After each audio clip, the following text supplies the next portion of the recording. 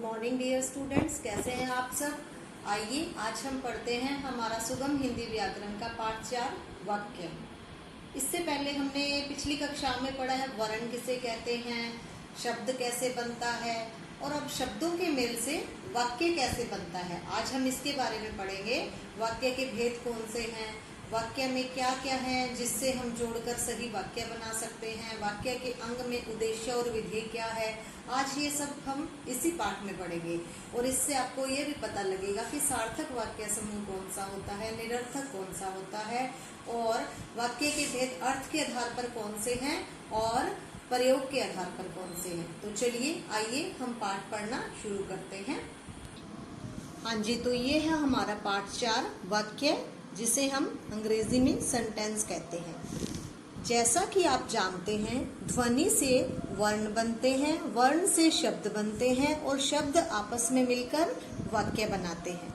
जैसे ध्वनि बोलना, जो हम मुंह से ध्वनि बोलते हैं, ध्वनि से क्या बनता है, वर्ण। वर्ण में जैसे स्वर और व्यंजन है, ए आ ई क ख ग। इसके बाद वर्ण से जुड़कर क्या बनते हैं, शब्द। जैसे आ म, ये दोनों वर्ण जुड़े हैं तो क्या शब्द बना है, आम। घर घर, तो क्या शब्द बना है, घर। अब शब्दों से मिलकर क्या बनता है, वाक्य। जैसे आम खाओ, घर पर चल। निम्नलिखित वाक्यों को पढ़िए और समझिए। का हॉकी राष्ट्रीय भारत है खेल में सबसे कक्षा बुद्धिमान पुनीता है। क्या आपको इन दोनों वाक्यों में कुछ समझ आया कि इस वाक्य में क्या कहने की कोशिश की जा रही है? नहीं। इन वाक्यों में शब्द बिल्कुल सही हैं, लेकिन शब्दों का क्रम सही नहीं है। भली भांति अर्थ भी स्पष्ट नहीं हो रहा, इसलिए हम इसे वाक्य नहीं कह सकते। यदि इनको कुछ इस प्रकार से लिखें, पहला सेंटेंस देखिए, पहला वाक्य क्या है, हॉकी भारत का राष्ट्रीय खेल है। अब यही वाक्य है, इसमें जो भी शब्द आए हैं उसमें एक क्रम से लगाया गया है, तो ये क्या है, शुद्ध वाक्य है। पुनीता कक्षा में सबसे बुद्धिमान है। यहाँ पर शब्द तो सारे वही हैं, लेकिन यहाँ पर इनको एक क्रम से लगा दिया गया है कि पुनीता कक्षा में सबसे बुद्धिमान है, तो ये एक सार्थक वाक्य है। अब इन वाक्यों में शब्दों के साथ शब्दों का क्रम भी सही है और ये अर्थ को भी स्पष्ट कर रहे हैं, इसलिए ये वाक्य है। अतः हम कह सकते हैं कि शब्दों का वह सार्थक समूह जिसका अर्थ स्पष्ट हो, वह वाक्य कहलाता है। आइए अब हम पढ़ते हैं वाक्य के अंग। अब देखिए वाक्य के अंग। वाक्य के 2 अंग होते हैं, उद्देश्य और विधेय। जैसे कि अंग्रेजी में होता है उद्देश्य सब्जेक्ट, विधेय प्रेडिकेट।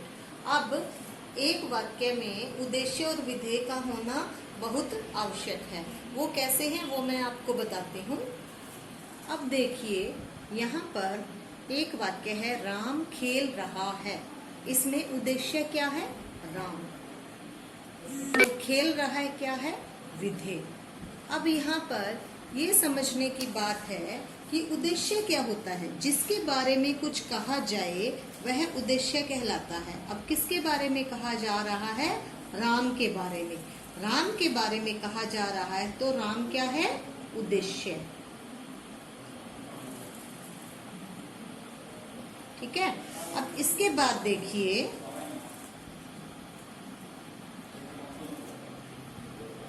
अब खेल रहा है, खेल रहा क्या है, विधेय। खेल रहा विधेय है। विधेय किसे कहते हैं, जो कुछ उद्देश्य के बारे में कहा जाए। उद्देश्य कौन है, राम।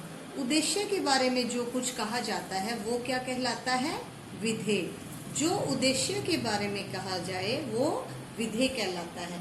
अब यहाँ पर देखिए, इस वाक्य में राम खेल रहा है, राम के बारे में कहा जा रहा है तो राम क्या है, उद्देश्य, और खेल रहा है, ये उद्देश्य के बारे में जो बात कही जा रही है वो उद्देश्य का विधेय है।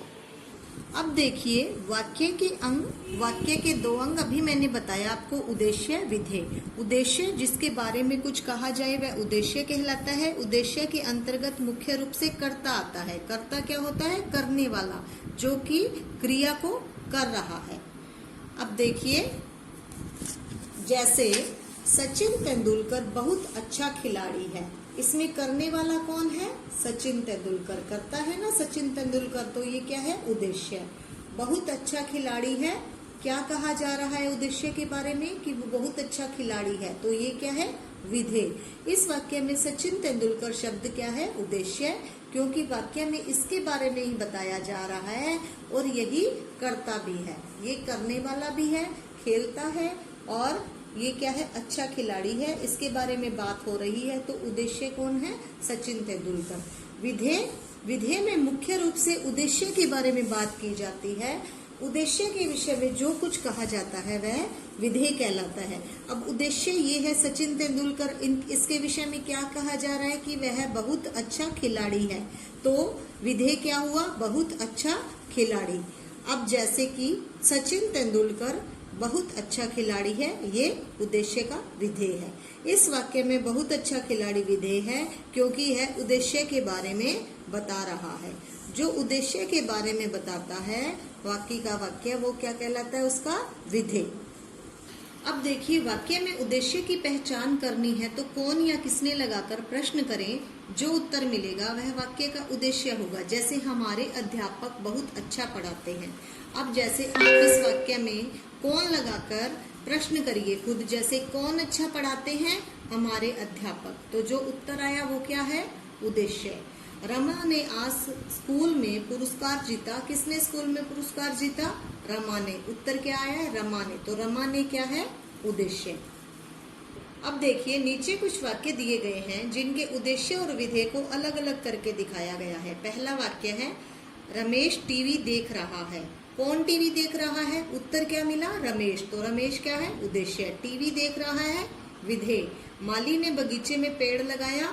किसने पेड़ लगाया बगीचे में? माली ने। तो माली क्या है? उद्देश्य। उत्तर आ रहा है ना? उद्देश्य। बगीचे में पेड़ लगाया, ये इसका विधेय है। वाक्य को दो भागों में बांट सकते हैं। पहला है रचना के आधार पर, दूसरा है अर्थ के आधार पर। अब देखिए, रचना के आधार पर वाक्य के 3 प्रकार हैं। पहला है सरल वाक्य, दूसरा है संयुक्त वाक्य और तीसरा है मिश्र वाक्य। सरल वाक्य में एक उद्देश्य और एक ही विधेय होता है। जैसे राम दौड़ रहा है।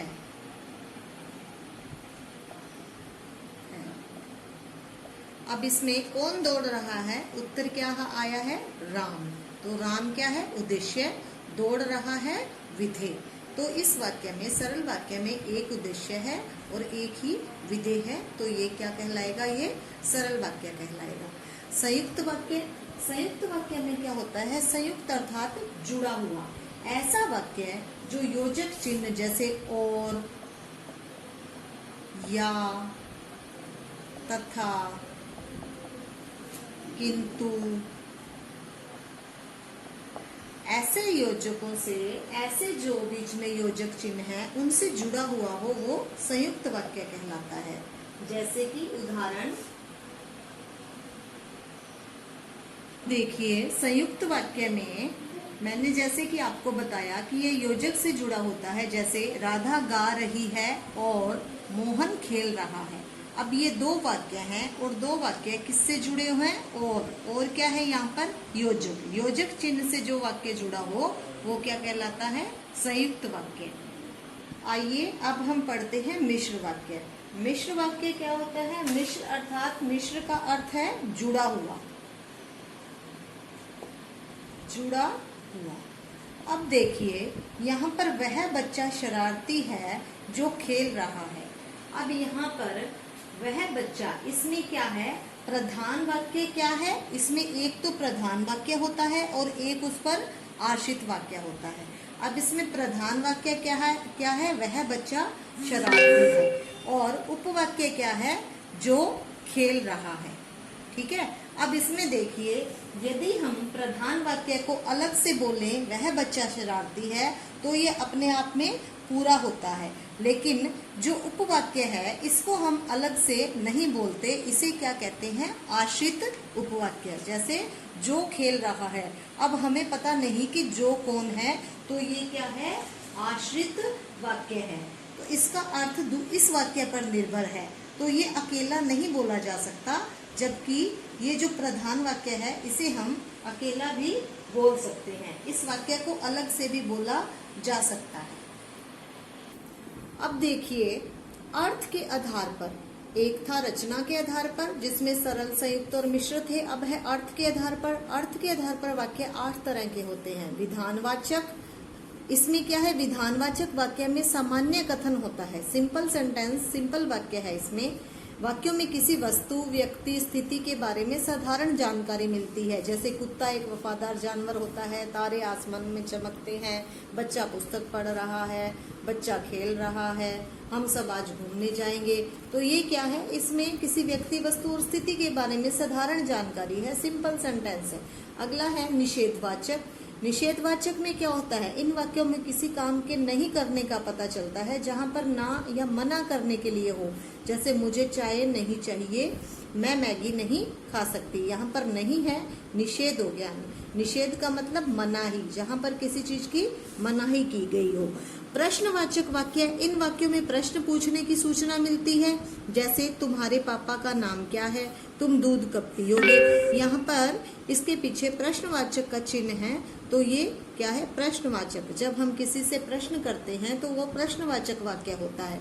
आज्ञावाचक, इन वाक्यों में किसी को आज्ञा या आदेश दिया जाता है, ऑर्डर देते हैं जब किसी को, तो आज्ञावाचक वाक्य। जैसे तुम जल्दी तैयार हो जाओ, यहाँ पर आज्ञा दी जा रही है कि तुम जल्दी से तैयार हो जाओ।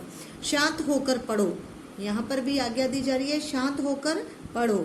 संदेहवाचक, जहाँ पर डाउट हो, किसी काम के करने के बारे में संदेह प्रकट हो, कि उसे की डाउट हो कि यह पूरा हुआ या नहीं। जैसे शायद आज धूप निकलेगी, लगता है वह रास्ता भूल गई। इनमें पक्का पता नहीं हमें उस बात का, लेकिन यहाँ पर संदेह है, तो यहाँ पर क्या है, संदेहवाचक वाक्य। इच्छावाचक, इन वाक्यों में वक्ता की शुभ कामना, इच्छा, आशीर्वाद का बोध होता है। विल और होप सेंटेंस, इसमें क्या है, हम किसी के लिए अच्छी कामना करते हैं, कोई इच्छा हो हमारी, जैसे कि तुम सदैव खुश रहो, तुम हमेशा प्रसन्न रहो, तुम ऐसे ही उन्नति करते रहो, आपको नववर्ष मंगलमय हो। तो यहाँ पर इच्छावाचक है, ये हम किसी के लिए इच्छा या आशा की जो शुभ कामना देते हैं, वो इच्छावाचक वाक्य होता है। संकेतवाचक, इन वाक्यों में एक क्रिया दूसरी क्रिया पर आश्रित होती है। जैसे वह पढ़ता तो पास हो जाता, यदि वह पढ़ता तो पास हो जाता, ठीक है। इसमें दूसरा वाक्य एक क्रिया है, वह पढ़ता तो पास हो जाता। पढ़ने की क्रिया पास हो जाने पर निर्भर है, आश्रित है। अगर पहला वाक्य वह पढ़ता तो ये पूरा नहीं है, इस पे क्रिया क्या है, पास हो जाता, तो दूसरी क्रिया इस पर आश्रित है। अगर कार तेज न चलाते तो दुर्घटना नहीं होती। यहाँ पर भी 2 वाक्य हैं, संकेत दिया जा रहा है कि यदि कार तेज नहीं चलाते तो दुर्घटना नहीं होती। विस्मयादिबोधक वाक्य, इन वाक्यों में घृणा, हर्ष, शोक, विस्मय आदि भाव व्यक्त होते हैं। जैसे छी छी कितनी गंदगी है, वाह सहवाग ने क्या छक्का मारा है। इन वाक्यों में हम हमारे इमोशंस, जो भाव हैं, गुस्से का भाव है, दुख का भाव है, खुशी का भाव है, आश्चर्य का भाव है, वो व्यक्त करते हैं। तो उनमें क्या है, विस्मयादिबोधक वाक्य का प्रयोग किया जाता है। आइए पाठ दोहराएं। शब्दों का वह सार्थक समूह जिसका अर्थ स्पष्ट हो वाक्य कहलाता है। वाक्य के 2 अंग होते हैं, उद्देश्य जिसके बारे में बात की जाए, विधेय उद्देश्य के बारे में जो कुछ कहा जाए। विधेय में क्रिया, कर्म और पूरक शब्द होते हैं। वाक्य के 2 प्रकार होते हैं, रचना के आधार पर, अर्थ के आधार पर। रचना के आधार पर वाक्य के 3 भेद होते हैं, अर्थ के आधार पर वाक्य के 8 भेद होते हैं। हाँ, तो अभी हमने वाक्य के बारे में पढ़ा, वाक्य के अंग कौन से हैं और वाक्य कैसे बनते हैं। आइए अब हम पढ़ते हैं हमारा पाठ 15 संवाद लेखन। ये एक छोटा सा पाठ है जो कि आप बहुत ही आसानी से इसको पढ़कर इसका अभ्यास कार्य कर सकते हैं। आइए पढ़ना शुरू करते हैं। संवाद का अर्थ है बातचीत। हम दैनिक जीवन में एक दूसरे से बातचीत करते हैं। इसी बातचीत को जब हम लिखकर दर्शाते हैं तो ये संवाद लेखन कहलाता है। जब हम एक दूसरे से बात करते हैं, जब हम उसको लिखते हैं तो वो क्या कहलाता है? संवाद लेखन, डायलॉग राइटिंग। अतः हम कह सकते हैं दो या दो से अधिक लोगों की आपसी बातचीत को ही संवाद कहते हैं। संवाद लिखते समय हमें निम्नलिखित बातों का विशेष ध्यान रखना चाहिए। संवाद की भाषा सरल व स्पष्ट होनी चाहिए। संवाद कम से कम शब्दों में होना चाहिए। संवाद लिखते समय व्याकरण के नियमों का विशेष ध्यान रखना चाहिए। संवाद विषयानुसार होना चाहिए। नीचे कुछ संवाद लेखन के उदाहरण दिए गए हैं। दो बच्चों के बीच संवाद, नए विद्यालय में पहला दिन। अब देखिए, दो बच्चों के बीच आपस में क्या बातचीत हो रही है, वो संवाद के माध्यम से लिखा है। मतलब जो इनकी आपसी बातचीत है उसे लिखित रूप में बताया है। जैसे अभिनव कह रहे हैं, हेलो, मेरा नाम अभिनव है, तुम्हारा नाम क्या है? पार्थ। मेरा नाम पार्थ है। अभिनव, इससे पहले तुम कहाँ रहते थे? पार्थ कह रहा है, मैं पहले जयपुर में रहता था। अभिनव, मुझसे दोस्ती करोगे? पार्थ, हाँ हाँ, क्यों नहीं। अभिनव, तुम्हें किसी चीज की जानकारी चाहिए तो निसंकोच पूछ लेना। पार्थ, जरूर पूछ लूंगा। अब तो हम दोनों दोस्त बन गए हैं। अभिनव, चलो कक्षा के सभी बच्चों से मैं तुम्हारा परिचय करा देता हूँ। पार्थ, ठीक है। अब देखिए, रेनू और आइसक्रीम वाले के बीच संवाद। रेनू और आइसक्रीम वाले के बीच में जो भी वार्तालाप हुई है वो यहाँ पर दी गई है। आप इसको पढ़ने का अभ्यास करेंगे। अब देखिए, संवाद किसे कहते हैं? मैंने आपको अभी बताया, दो या दो से अधिक लोगों की आपसी बातचीत क्या कहलाती है? संवाद। ठीक है। संवाद का शाब्दिक अर्थ क्या है? सम जमा वाद, मतलब एक दूसरे से बातचीत करना। अब देखिए, यहाँ पर लिखित में कुछ इसका कार्य है। मैदान में खेलते हुए दो मित्रों के बीच का संवाद लिखिए। यहाँ पर दो मित्र हैं, केशव और सोनू। यहाँ इन्होंने खेलते हुए क्या बातचीत की वो आप यहाँ पे लिखेंगे। इसके बाद स्त्री व सब्जी वाले के बीच का संवाद। यहाँ पे स्त्री क्या कह रही है, सब्जी वाला क्या कह रहा है, उनके बीच के संवाद को आप यहाँ पर लिखेंगे। ये गतिविधि है, सोच समझकर लिखिए कि ये बच्चे आपस में क्या बात कर रहे होंगे। बस इतना ही है ये आपका संवाद लेखन का पाठ। आप इसको बहुत ही आसानी से आपके जो भी आप लिख रहे हो, सोच रहे हो, आप अपनी कल्पना शक्ति से इनमें इनके संवाद को लिख सकते हो और इस तरह से आपका ये पाठ पूरा हो जाएगा। हाँ तो बच्चों, आज हमने वाक्य और संवाद लेखन के विषय में पढ़ा। इसका जो भी अभ्यास कार्य है वो जल्द ही मैं आपको PDF के माध्यम से उपलब्ध करवा दूंगी। धन्यवाद।